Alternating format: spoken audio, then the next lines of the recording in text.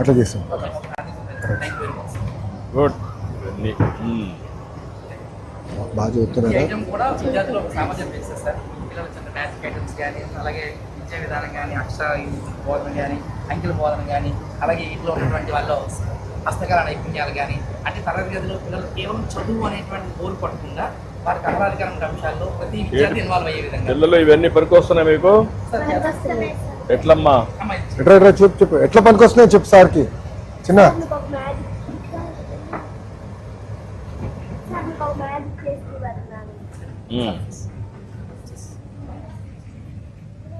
ఇప్పుడు ఎన్ని ఉన్నాయి సార్ ఫ్రాక్స్ ఎన్ని ఉన్నాయి లేకపోతే సార్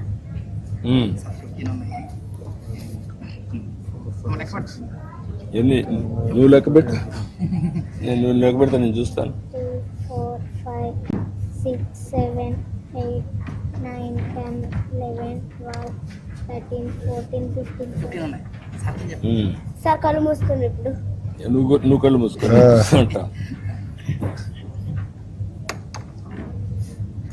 కళ్ళు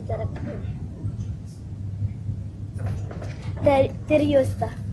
ఇప్పుడు ఎన్ని ఉన్నాయి లెక్కబెట్టు.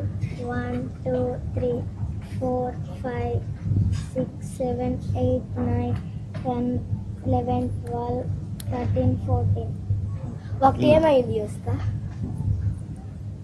ఏమైందని అడుగుతుంది. నువ్వు తినేసావా? మింగేసేవేంటి? పొట్లోకి వెళ్ళిపోయిందా? ఎక్కడ ఉంది పొట్లో? ఏంటిది? Explain. Magic is not real, it is only trick. What you have done trick? What is the trick here? చెప్పు, ఏం చేసావు ట్రిక్? ఆర్డర్ మార్చావు. ఆర్డర్ మార్చావు. దాంట్లో ఒకటిగా మాయం అయిపోయిందా? ఆర్డర్ మారితే మాయమైపోయిందా? Good good. థ్యాంక్ యూ నాన్న. Thank you.